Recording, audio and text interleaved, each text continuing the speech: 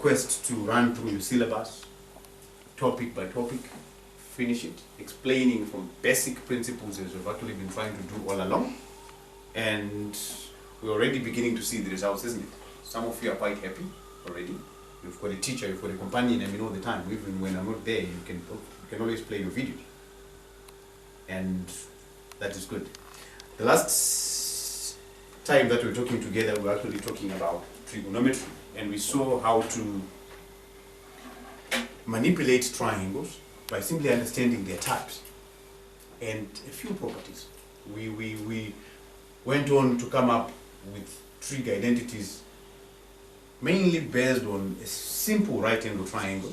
That was number one. Understanding that for the right angle triangle, we can actually use our Pythagoras theorem. We know the hypotenuse, we know the opposite, we know the adjacent to an angle, of course, as we are actually trying to emphasize last time.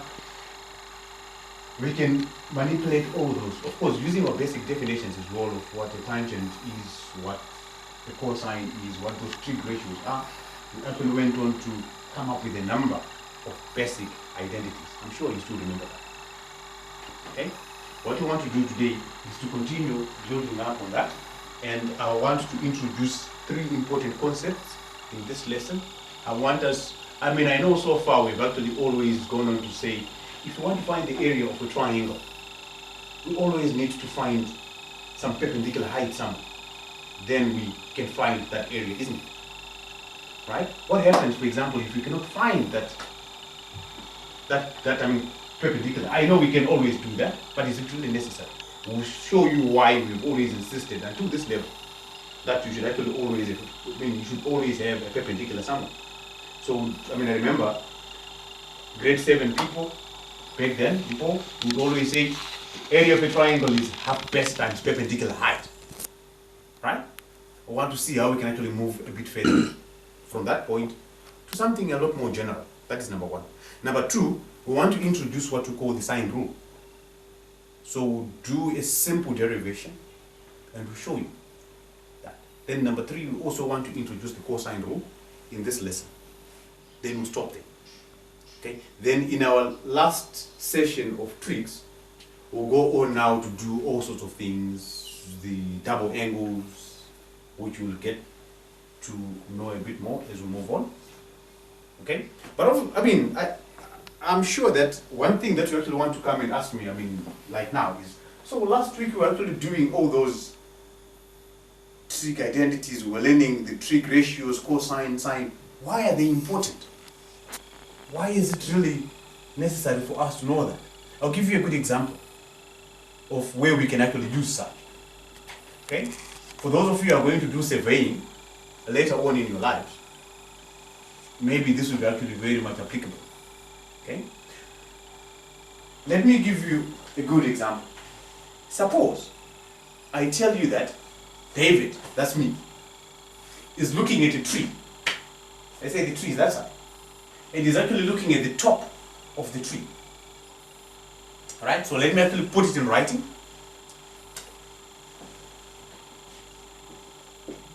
David is looking at the top of a tree.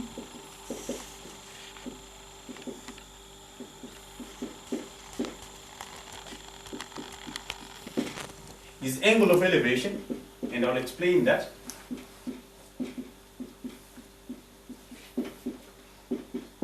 is 30 degrees. Right? His line of sight to the top of the tree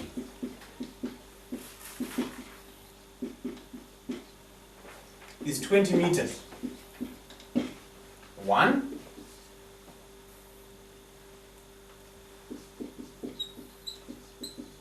How far is he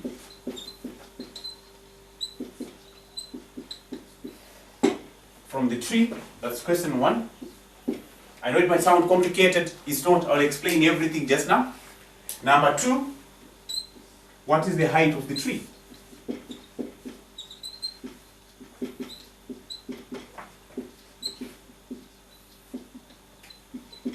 Given that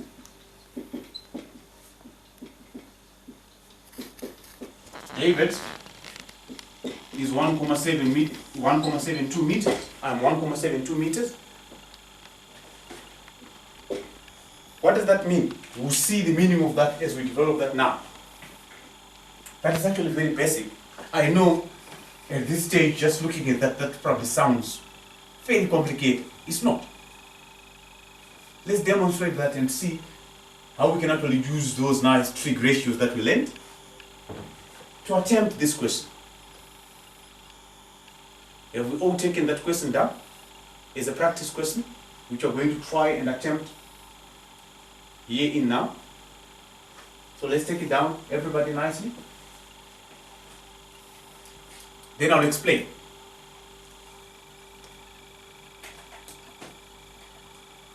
Take notes as well, because I know that at some stage they'll ask you such kind of questions. Okay? So let's look at this question again. David is looking at the top of a tree, or he's trying to look at something which is probably at the top of the tree somewhere. His angle of elevation is 30 degrees. What does that mean? If I'm looking at something which is obviously higher than myself, like a tree, what do? If I'm going to elevate my head, so I'm going to try and look, I'm going to try and look up. That's why we're talking of that elevation. I'm going to elevate my head to some angle for me to be able to see what I want to see, which is higher or taller than myself. And you see where that actually comes in. Now, any good student, if you're given a problem, it's always good to have some pictorial representation of your problem. So we try to take down everything and represent it in the form of a diagram. We'll see it more and more, particularly with physics.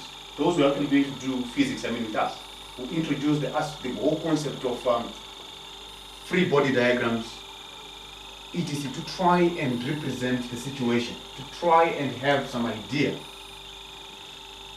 in your mind what we're actually talking about. So in this case, we can actually try to take down everything and simply put a very basic diagram from where we can actually now use our mathematical knowledge to try and solve this. So let me try to do that and show you exactly what we're talking about. Let's assume this is David. Don't worry about my diagram.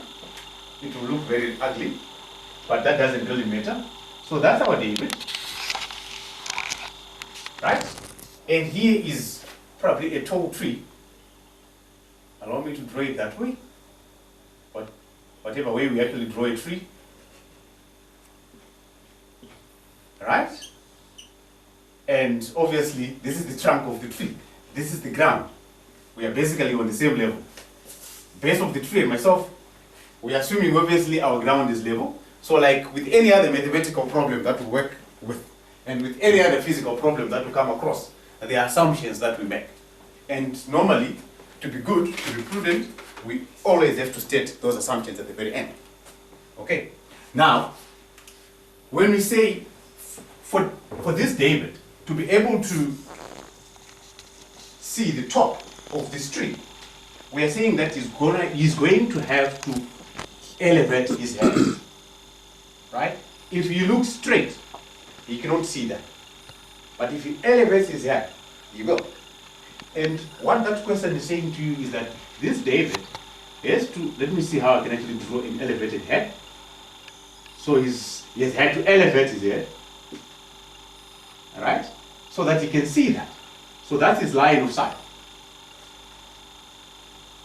From his eye to the top. Okay?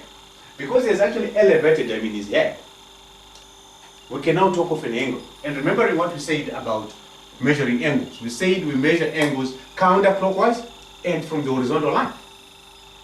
So if we were to try and think here, normally if David is looking, normally standing upright, he's obviously always facing almost vertically. Here. Let me use a better marker.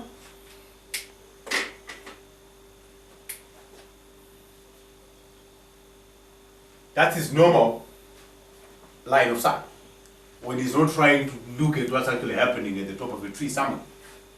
Right? Now, he's elevated his head, so, sorry about that, that's a bad line. He has now made an angle with the horizontal. This angle, which we measure counterclockwise. That is what we refer to as an angle of elevation. Simply by virtue of this guy having elevated him in his head. If you were trying to look at the base of this tree, you would have to depress his head, you'd actually have to bend it down. If he does that, then the angle that we form now, we call that the angle of depression.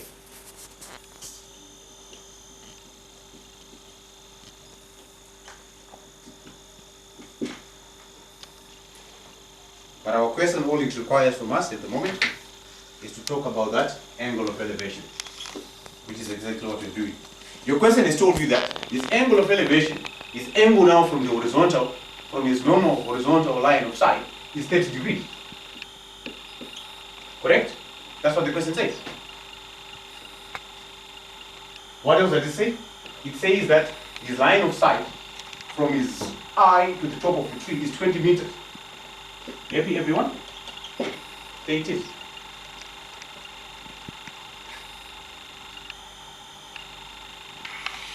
If you notice, as clever students will come here and say, okay, how then do we do it? We make a triangle. Drop our perpendicular, as we've always done with all the triangles that we've actually worked with up to now. So if we were to do this properly now,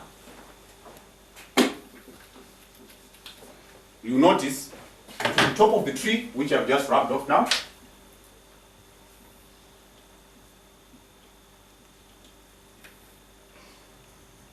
top of tree here, base of tree here, and of course the other part of the tree. That's a simple right angle triangle. They're asking you, how far is David from the tree? Show me. Can someone come to the board and label my distance from the tree? Just come and call it X if you want. Oh, let me label our triangle as we've always done. Let's call it triangle A, B, C. Can someone tell us, just by looking at that, which side there represents David's distance from the tree? AB. AC. AC, correct. This is my distance from the top of the tree. And remember, we are going to talk of to the top of the tree. If I really want to come to this tree, right? I simply have to walk from here to there. That's it. That's AC, and that's correct, Moe. But good attempt. Good attempt. If I wanted, normally we will not walk this way. How am I going to walk? Probably A, of course, I'm sure, to try and get to that tree. Sorry, to the tree top. So what they're simply saying here is, if you were to walk to the tree, what distance are you going to cover? Okay? But good attempt. So we are saying that our AC is our distance from David to the tree. Happy, everyone? Yes. So AC. Good. If that is the case, then let's find out a few more things. Do you think we can find AC? In fact, before we do that, what did we say last time? It's always nice, it's always good. Once you've got a right angle triangle, you are given an angle. You should always define your hypotenuse, your opposite side, and your adjacent side. Happy? Remembering also that our hypotenuse, as we have said over and over and over again, is the side which is opposite our right angle triangle. If you come to our right angle triangle, draw a line out of it. That is the side which is actually, opposite this angle, right? So this is our, hypotenuse. Which side is opposite angle 30? Which side is opposite our angle of elevation? BC. BC. It's easy. We come, as we go out, which side are we going to come across? It's BC. So this becomes our opposite side. So automatically this is actually our adjacent side. So what are we looking for at the moment? The adjacent side, isn't it? I mean AC. That's the distance from David to the tree. Then let's go back and see our trig ratios and how we can actually use them. Our trig ratios, if you remember, we said the easiest way to remember these things is to use that nice thing that we developed on our own, Chasho Tower. We said cosine, adjacent of hypotenuse, sine, opposite of hypotenuse, tan, opposite of adjacent. Correct? All we have to ask here is, we've got a triangle. What sides do we have? Okay, there's a side that we have which has actually been defined already. Which side is that? Is it the hypotenuse side which has been defined? Yes, there, 20 meters. So automatically, if that is the case, I'm going to dismiss that, tan. If I try to use tan, I don't have the opposite, I don't have the adjacent. So it's supposed to be one of these two, where I've got my hypotenuse, which is already defined. But what am I looking for? The adjacent side. So which one do I use? Am I going to go for the sine? For which trig ratio am I going to go for here? Sine or cos? Cosine. Because we know that cosine theta is equal to adjacent over the hypotenuse. We have been given the hypotenuse. We are looking for the adjacent side when we talk of that angle or when we talk of that triangle. So we can say the following. Happy everyone? If you want, then we'll come and say, okay, cosine 30, cos 30 is equal to the cosine of an angle. The adjacent side, so adjacent, which is BC, sorry, which is AC, remember? AC over our hypotenuse, right? But our hypotenuse is 20 meters. If that is the case, then what are we looking for? The side AC. So what do we have to do? Make it the subject of the formula here. How do we do that? Multiply by 20 meters both sides. So we multiply by 20 meters, also multiply by 20 meters. We are left with AC, the side that we want. So AC is equal to 20 meters cos 30 degrees. Now, gentlemen and ladies, what is cosine 30?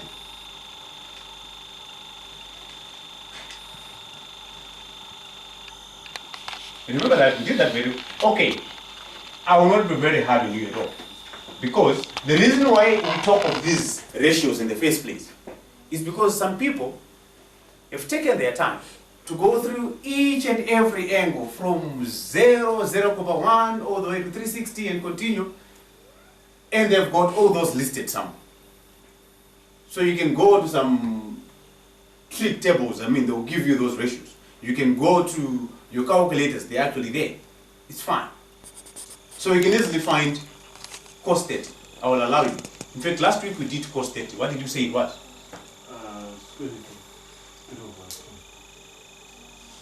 Root 3 over 2. Is that true, everybody? Is sine, does someone have their calculator here? But it's easy. While she's trying to check that for us, what did we say? We said, if we want to find these common angles, 30, 60, 45, etc., just be clever enough and draw. If I do that, 2, 2, 2, that makes that an equilateral triangle. Alright? If I drop a perpendicular here, in the middle, then it means I'm bisecting this angle. This would be 30, because obviously these angles are 60, 60, 60. So that's 30, that's 30. Good. Now, if we try to check, call this ABC, alright? Let's call that D. If this is actually a perpendicular bisecting this line, then we are saying that from A to D, that will be 1, not 2. From D to C, that will be 1, not 2. So if we want now to talk of cos 30 as an example, here is our 30 degrees. What is this side? Using our hypotenuse, we can see that this side squared plus that side squared should be equal to 2 squared. So this side whatever the side is, let's call it BD squared, should be equal to plus 1 squared should be equal to 4 squared. So it means BD squared is equal to 4 squared minus 1 squared, which is 3. 4 squared 1 minus 1. Sorry, 4 squared, sorry, 2 squared 4 minus 1, 3. So we're saying BD squared should be equal to 3, therefore BD should be equal to root 3. So this will be root 3. So if you want to find cosine adjacent over hypotenuse. So root 3 over 2. So I agree with you that cos 30 is equal to root 3 over 2. Has somebody checked with their calculator what it is? Root 3 over 2. So cos 30, that trig ratio is root 3 over 2. So what are we saying? All we are saying then is AC is equal to 20 meters multiplied by root 3 over 2. That means that, of course, we can divide that. So that means AC is equal to 10 root 3 meters. What is 10 root 3? For those of us who might want to write that better, what is 10 root 3 again? Can somebody calculate that for us? 17.32. 17.32. Wrong. What have I always told you, Moini? No. When we say, if you say to us 17.32, what is the problem with that? 17.32, right? What is the difference between 17.32, as you say, and 17.320? Are those the same? They are the same, right? How then do you... Okay, can you read this decimal for me using your notation? 17.320. Oh, and this one? 17.3200. That's, and you can see for yourself that doesn't sound good, isn't it? That's poor. So we don't read decimals that way. When you read a decimal, this is supposed to be 17.32, not 32. Okay, so point of correction, I'm sure we've learned. Okay, right? So we've just seen that AC then, which is 10 root 3, can actually be written, we can leave it like that, that's fine. Or to 2 decimal places, or 3 depending on what the situation requires, we can actually write AC is therefore equal to 17.32 meters. Happy everyone? Simply by using those trig ratios. That's one of the reasons why we actually had to go to some length to try and derive them. Because they're there. We can actually take advantage of them. Okay? So, if AC is equal to 17.32, what are we saying? We've just answered the first question. So, if we were to answer this question formally now, we've shown the working, we've shown how to do it, then we can write David is 17.32 meters from the tree. That is the displacement, that is the distance of David from the tree. That's question 1 answered, isn't it? Question 2. What is the height of the tree given that David is 1.72 meters tall? How do you think we'll do that? Let's look at it again.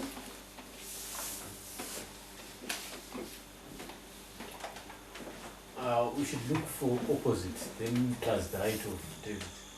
Alright, let's see what you're talking about. This is David here. David, and we're saying he is 1.72 meters, right? That's what your question is telling you. He's 1.72 meters tall.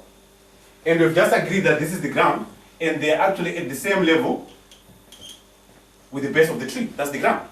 So from David's, we are assuming, of course, that David doesn't have such a very big forehead, so that when he looks up, there's quite a protrusion here. That's an assumption that we're actually making. When you're looking at this, we're saying, therefore, if we look from that point, this normal horizontal line of sight to the base, it should be 1.72 meters. Correct? Okay, so what are we left with? If you want to find the height of the tree, can someone tell me, in general, what the height of the tree is? Is 1.72 meters plus? Opposite. Which side? Plus the opposite side. Yes. What side is that? BC. BC. So height of tree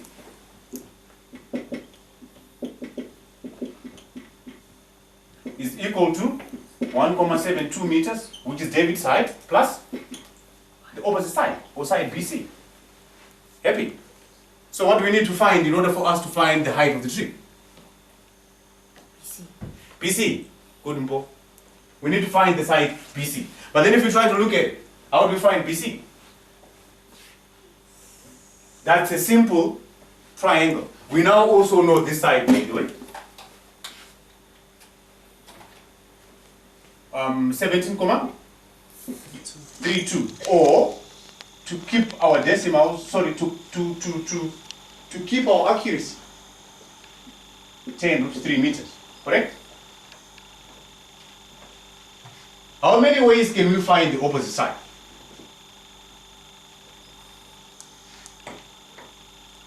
I can already think of 3. What do you think we can do to find the opposite side? Someone? You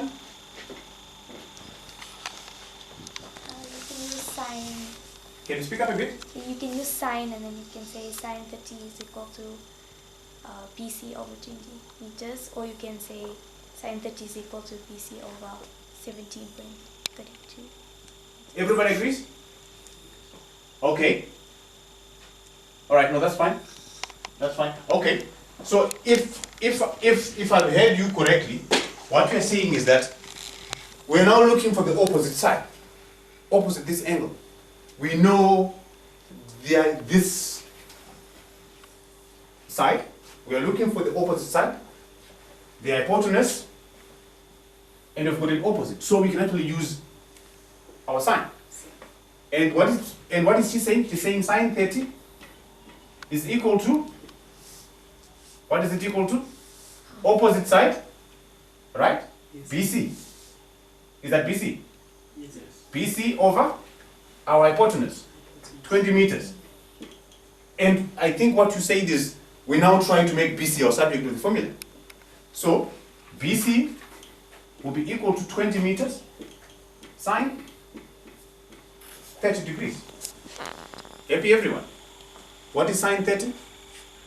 It's half. It's 0,5. Someone to check, to convince the class? Sine 30, make sure that, and okay, I know you don't love the calculator, anymore like the first days. But make sure that your angles there are actually in degrees, not in radians. What is sine 30? 0,5. So we are saying that BC is equal to 20 meters by 0,5, which means that BC is equal to 10 meters. Happy? So from here to there is 10 meters. So what is the height of our tree? Someone to tell us?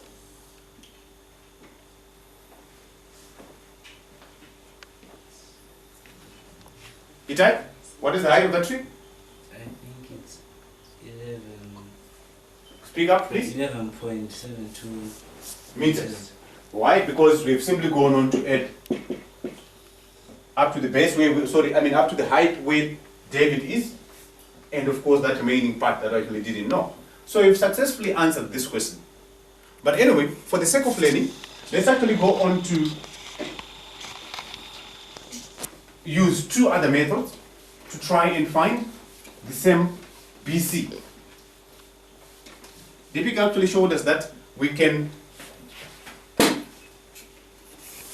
use the sine ratio there, our sine, to find BC, which we did, and all of us are convinced, are happy.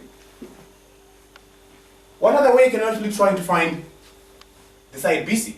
That's a right angle triangle. You're given a hypotenuse. You've already been given this other side. How can we find that side?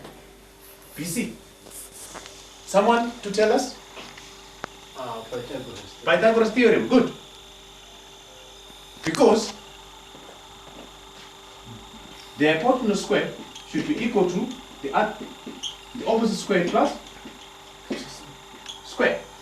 That means if you look at it, our hypotenuse, which is side AB, should be equal to opposite side, opposite this angle, remember.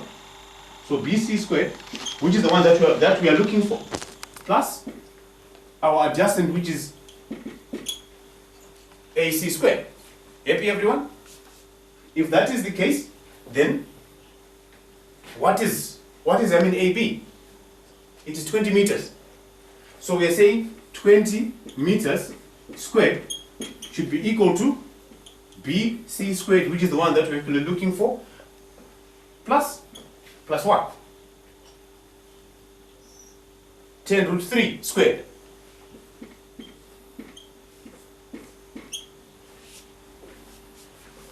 Happy, everyone?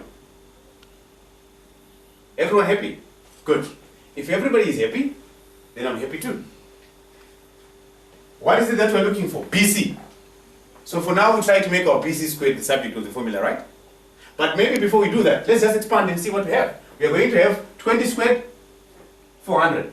20 by 20. So 400 meters squared. It's important for us to keep our signs as we go through our calculation. Okay? So the dimensions always have to be shown. I know they allow you to go without that, but that's why we always end up confused at the end.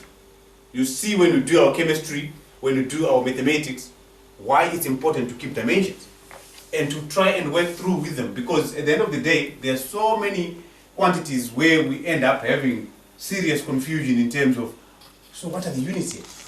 If you work with them consistently, it should be easy. So we're saying this should be equal to BC squared plus 10 root 3 squared. What is 10 root 3 squared? Someone clever to tell us? What is 10 root 3 squared? It means 10 root 3 times 10 root 3, right? Happy, everyone? Yeah, squared. 10 root 3 squared. 10 times 10, 100. Root 3 times root 3. 3. Happy?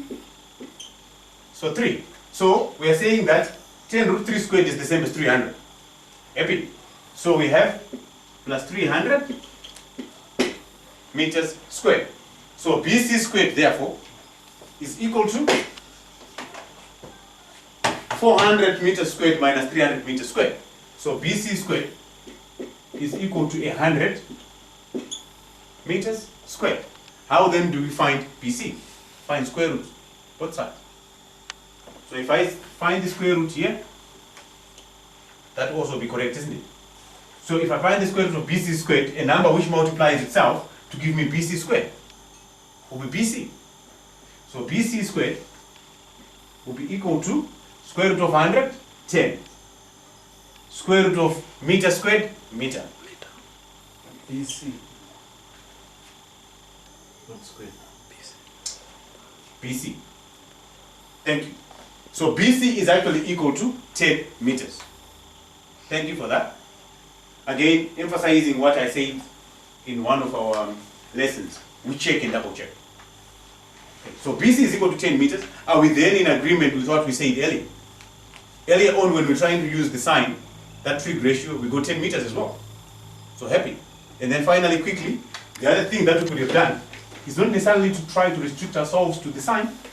We can see we have already defined our adjacent side, and we've got an opposite. So if you want to find BC, we can actually come and use tangent. Yes. Why? Because the opposite side over adjacent will be equal to tan that angle. Tan 30. Happy? If that is true, then tan 30 degrees will be equal to opposite, which we are looking for, BC, divided by adjacent, which we've said is 10 root 3 meters. If we make BC our subject of the formula there, then we're saying that BC will be equal to 10 root 3 tan 30 degrees meters. What is tan 30? Someone clever? 1 over a third. Root of a third. Root of 30. Root of a third? Oh, okay, fine. Root of a third, that is correct. Or 1 over root 3. It's the same thing, isn't it?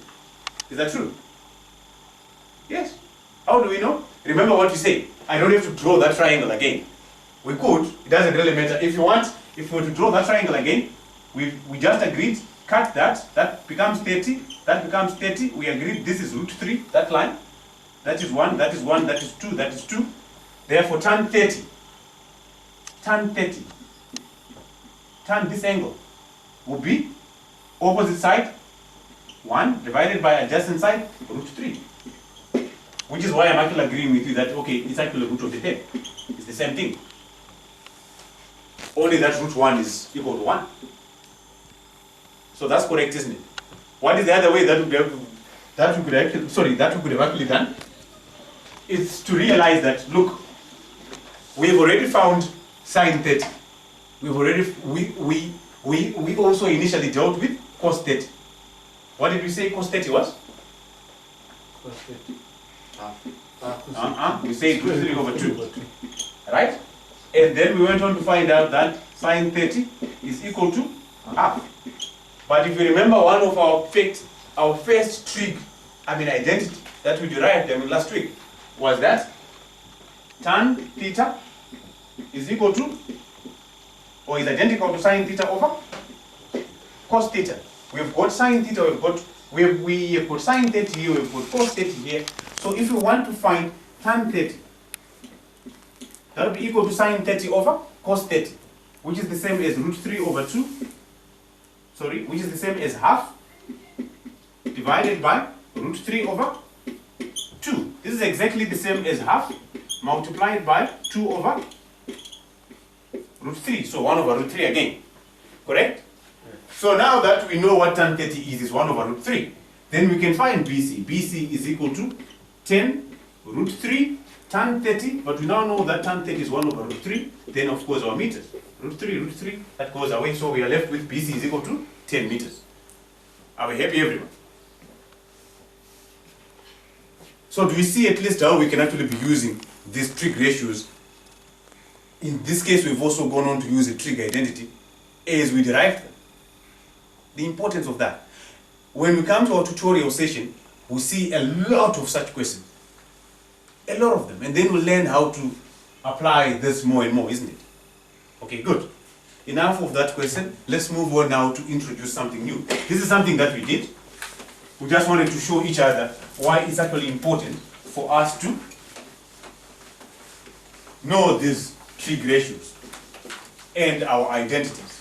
So now, what I want us to talk about is something that we call the sine rule. Are we taking that in our notes? So I want to discuss that and see what it is, see its beauty, see the importance of it, and how we can use it. Immediately followed by that, we also want to discuss how to find the area of a triangle without necessarily limiting ourselves to having some perpendicular somewhere. Are we still all comfortable? Nothing too difficult at the moment, right? It's too straightforward. Good. Now, let us look at any angle. But before we do that, if you remember what we said last week, we had a way of representing angles. The sides enclosing them, and then we kept the angle. For example, if we remember, we said if we look at any triangle, say A, B, C, right? Let's name these angles. Let's call them alpha, theta, beta. Remember those Greek letters that we introduced them in last week? And we say they really mean nothing except for us, instead of having to come and say, call this angle B, we can just represent it probably as beta or theta or whatsoever that we want. Okay? Now, if we all remember, if we have been reading through this, for the past few days and watching our videos and stuff like that, then you should actually, if I were to come and ask you, using that same notation that we're using last week, can somebody tell me how else I can write angle alpha? What is that equal to? How can I represent angle alpha? Using the sides of my triangle. BAC. BAC, cap A. Is angle enclosed by the line BA and AC. So it is this angle, BAC. How else can you write the same angle? CAB. CAB. Who say that? Itai. Okay, good. which is exactly the same as angle CAB. Happy? Good. If you want to write angle beta, how can you write angle beta? What is it equal to? CBA. CBA. Are we happy? Yes. These are the two sides enclosing this angle. So CBA cap B. How else can you write the same angle? ABC. ABC.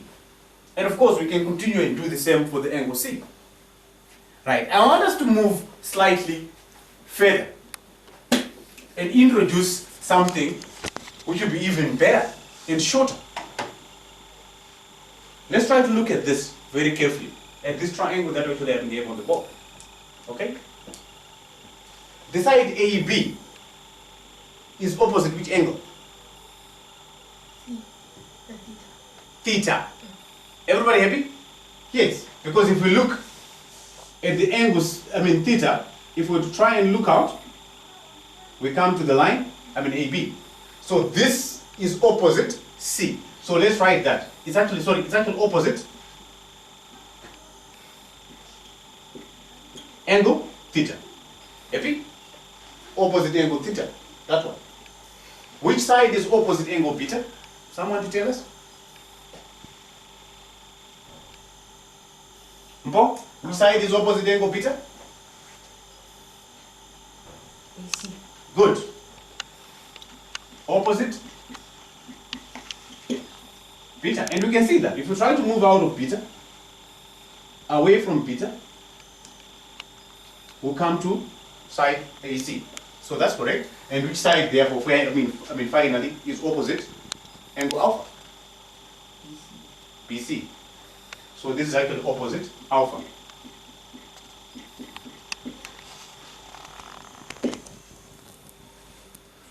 Alright?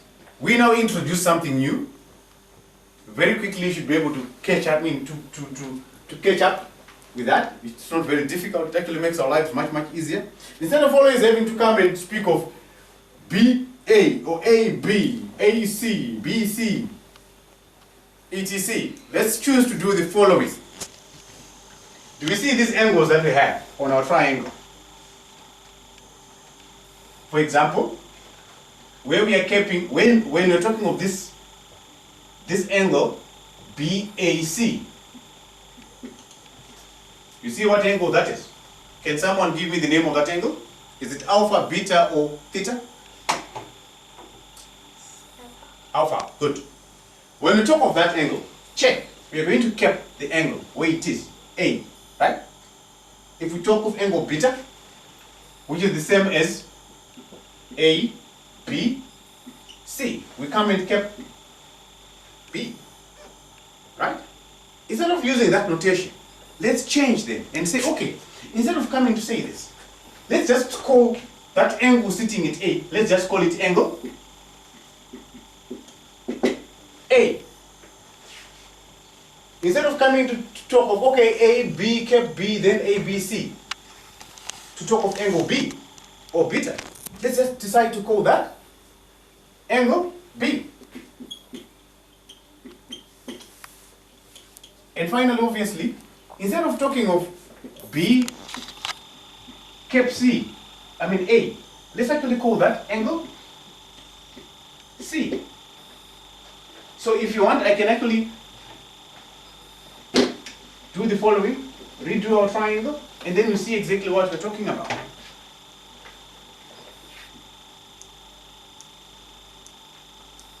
A, B, C.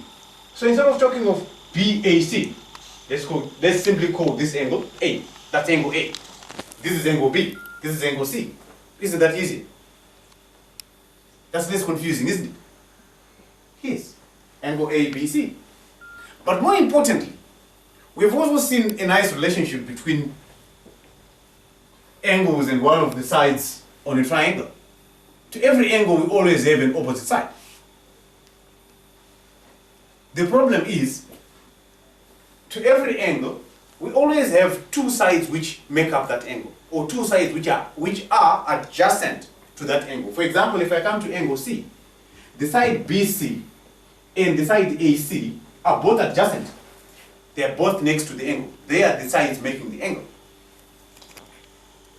So it's difficult for me to come and say to you, okay, fine, tell me which, if I talk of an adjacent side, I would really need to go on and define it. In the case of a right angle triangle, it is easy.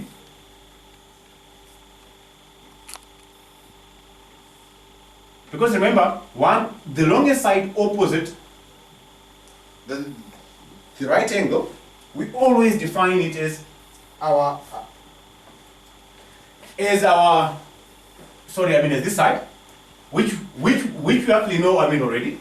So it becomes easier then because this is always defined. The hypotenuse is always there. So the adjacent side will be very unique, adjacent to the angle. But then if we were to be very strict, the truth is that the hypotenuse side is actually adjacent to the angle as well. It's next to the angle. So the adjacent is also, this hypotenuse is also adjacent to this angle. So now suppose we come to a general triangle, which is not even, right angle, where we don't have an hypotenuse. How do we know? If I'm simply going to say, okay, fine, talk of the adjacent side to angle C, you tell me there are actually two adjacent sides, BC and AC. Those are the sides which are sitting next to the angle. In that case, then we are only left with one side, which is unique. If I were to ask you, tell me the opposite side to angle C, which side is that? AB. It's unique. It's the only unique side that we can actually talk about here. If I would ask you, tell me the opposite side to angle B, what side is that? AC. AC. And finally, if we were to ask, what is the opposite side to angle A? BC. Happy. Let's actually go on to generalize to make our lives even easier. Instead of having to worry about A, B, C, every time I want to talk about, a side of a triangle, BA, CA, or BC, let's do it even better. Let's say, because we understand that this is the opposite side to C, and it's unique, it's only opposite to C. Because we have said this is angle C, and angles we are going to represent them with capital letters. So C, B, A. That's why I was always writing the angle A, capital letter, B, capital letter, C, capital letter, right? Good. If that is the case, because we have seen that our opposite side is always unique, let's actually find a good way of representing that. So, we actually come here and say, okay, side BA is opposite C. Let's decide to call it side C. Okay, this is A, B. Small letter C. So this is the side, length C, we're going to call it side C. It could be any length, it doesn't really matter. Opposite side. A side, and it's actually opposite angle. If we continue with that notation, someone clever to tell me what name we're actually going to give to side AC. B. Thank you guys. So we can call this B. Is it a capital letter B or a small letter B? Small letter B. Why? Because it is unique. It is the only side opposite this angle. And now finally, what side then is opposite A? And what name do we give to it? Small letter A. This one.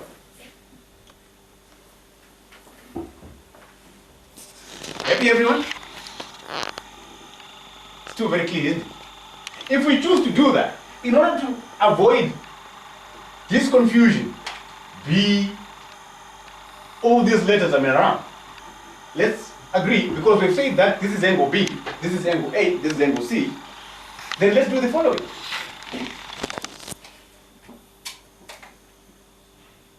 Angle B. Do the following. We're talking of the angle A. Do the following. We're talking of the angle C. That is the best way of representing a triangle.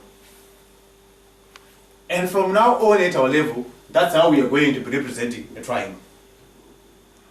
Okay? Good, guys. Everybody is happy, which makes me happy too. Right. Now that we have defined that aspect, we have actually explained it, sorry. Okay, fine. That's how we're going to be representing triangles from now on. We can now move on to do what I actually wanted us to do. Let's think of any general triangle. Any. And we'll actually use this notation as we have used here to describe that triangle. Suppose I've got a triangle which is not right angle, right? Angle A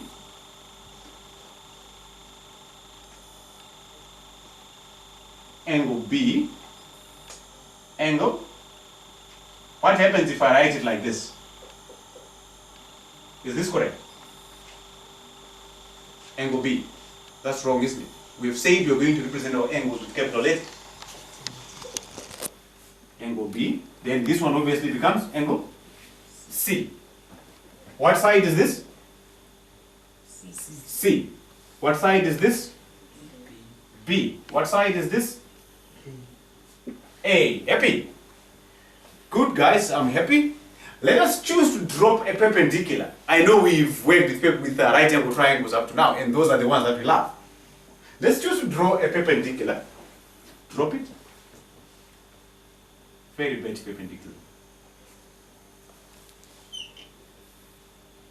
90 degrees, obviously this also becomes 90. Happy, everyone? And let's agree. That's our angle A, that big angle that we've just cut there.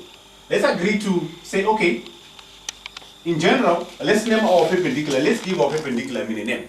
It's a perpendicular height. Let's just call it H. That's the length of that perpendicular, right? The length of sides, this side is C. The length of that side is B. It could be 10 centimeters, it could be whatsoever. The length of this side is A. Happy, everyone? Okay?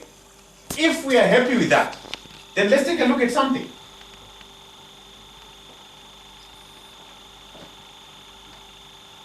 Can we see something? In fact, to make it easier, I know we've actually adopted this notation, which is fine. Let's go back. Okay, it's too fun. This is angle A. It's kind of scruffy here. Let me just write it up A. If we look at, and let's probably call this point D if you want, for us to be able to describe that a bit better. If we look at triangle ABD, what kind of a triangle is that? A right angle triangle. Happy, everyone? If it's a right angle triangle, then it means we can go back to our cosines, to our sines, to our tangents, and talk of these trig ratios in terms of either angle B or the other angle. But it's B that we know. The other angle we don't know how we're actually cutting. So let's actually focus on this. Okay? If we go back to our Chashua Tower again,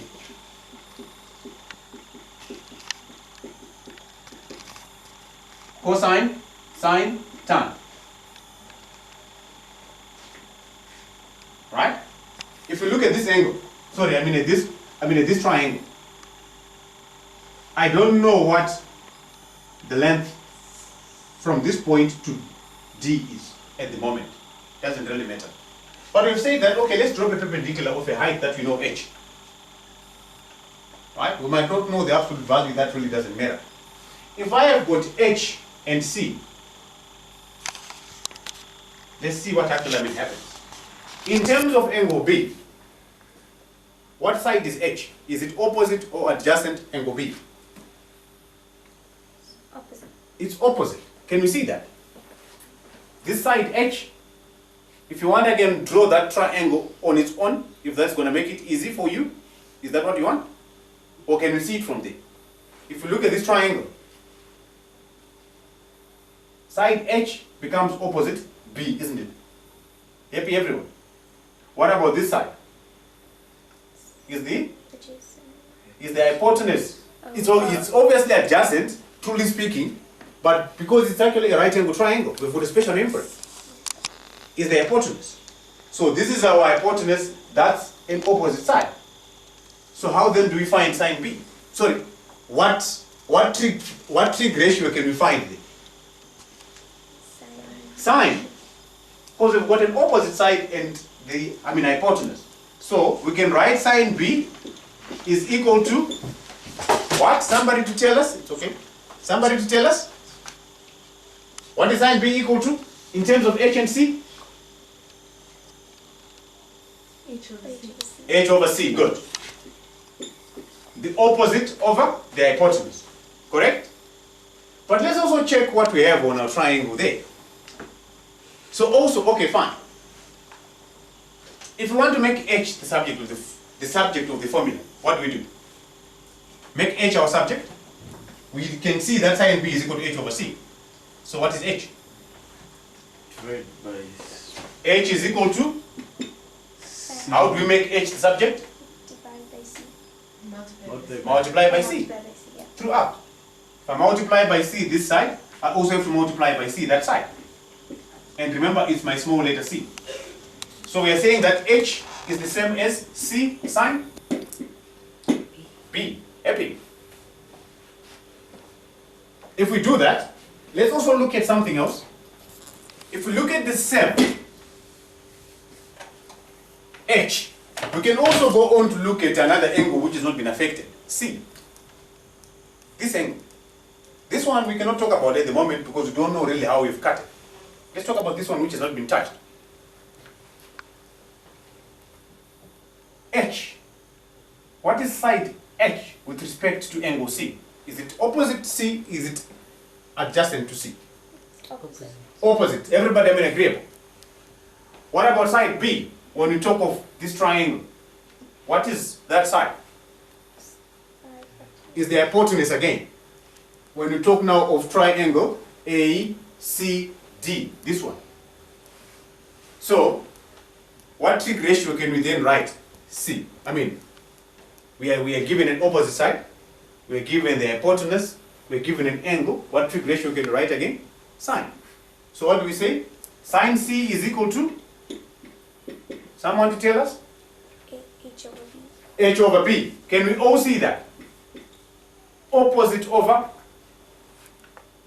hypotenuse. Our opposite side, opposite C, hypotenuse B. So obviously H over B should be equal to sine C. All okay? How then do we make H the subject of the formula there? H is equal to? Multiply both sides by B. So we can see that H is equal to B sine C. Happy everyone? If that is the case, can anyone see anything special? It's the same H that you're talking about, this H. So if this is H and that is H, what does that mean? It's the same H. So this means that is equal to that. H is equal to H. It means that we are saying that C, side C, sine what? Is equal to B sine C. These two are equal because we are talking of the same H here.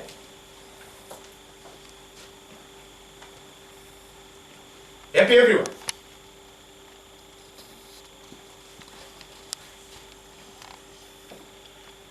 Let's do the following little trick. Remember we've said that an angle is always associated with its opposite side. So let's just group them together. You will notice if I divide by sine B both sides, so I'm going to divide by sine B both sides, and I'm also going to divide. So if I divide by sine B here, what am I supposed to do here? Divide by sine B as well. If I divide by sine C here, what am I supposed to do here? Divide by sine C as well, right? It's the same thing. We've just said, in fact, there's nothing that we've actually done. What we've done to one side of our equation, we've done to the other side. So our scale is too balanced. If you notice now what we have, sine B, that goes, right? Sine C, those two go as well. So we are left with B over sine B is equal to C over sine C.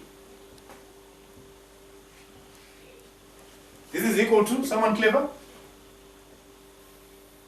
Take a wild guess and then we'll prove it. B sine C. Sorry? B sine C. No.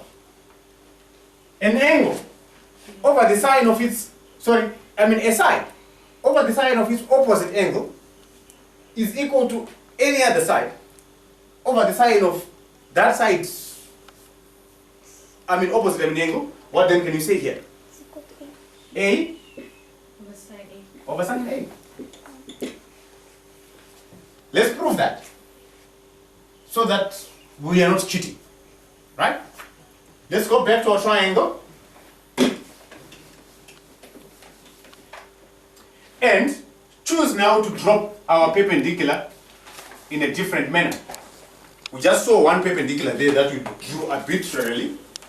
We just chose to draw one ourselves. This is angle A, remember, which we cut, and you say, okay, therefore, because we've cut it, let's not try to work with it. Suppose we choose to drop another perpendicular, say like this one. Does that look like a right angle to you? Maybe not.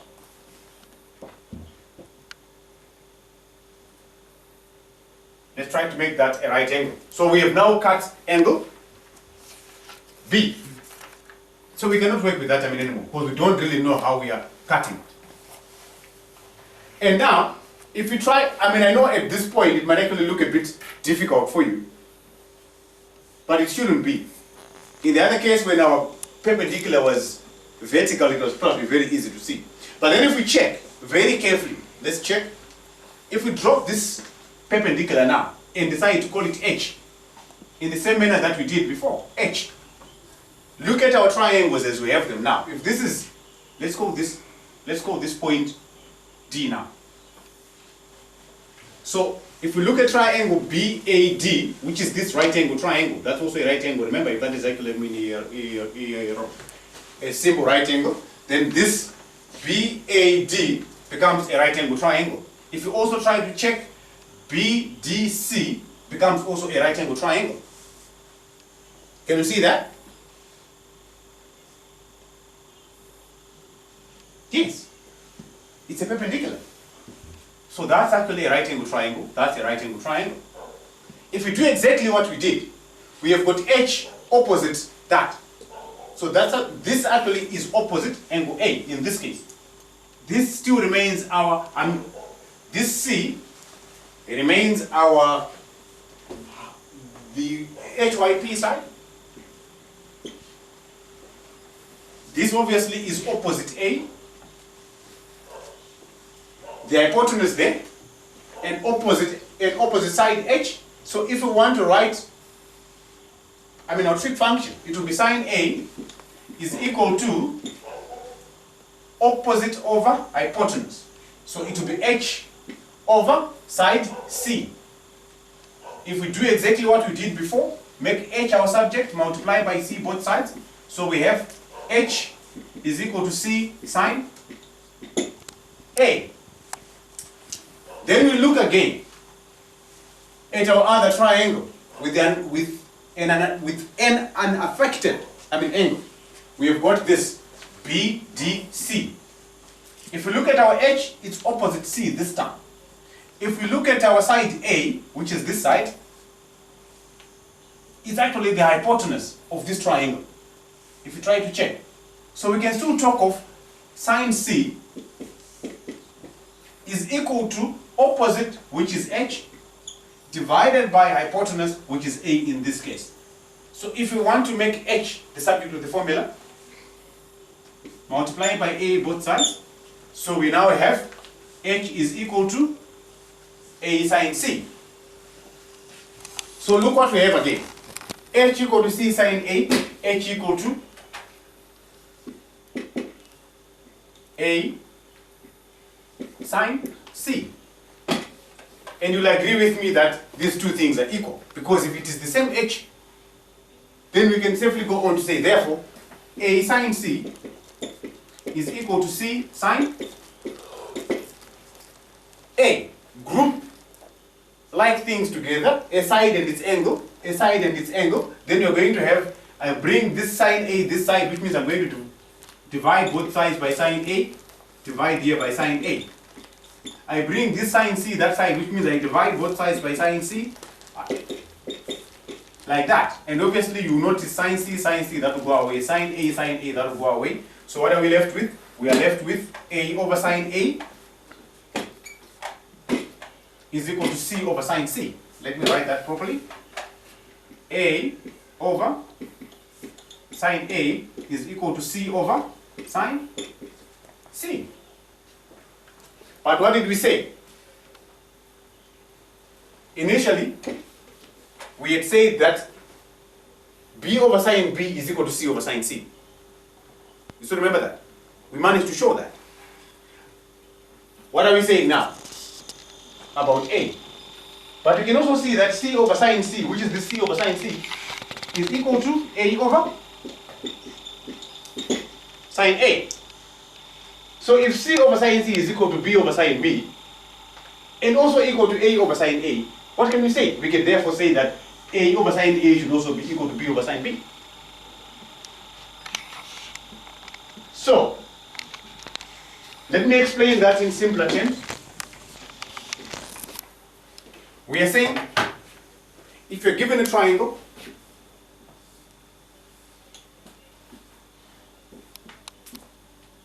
A, B, C, therefore side A, therefore side C, therefore side B. If you take a side and you divide it by the sine of its opposite angle, that is a constant for that triangle, without exception.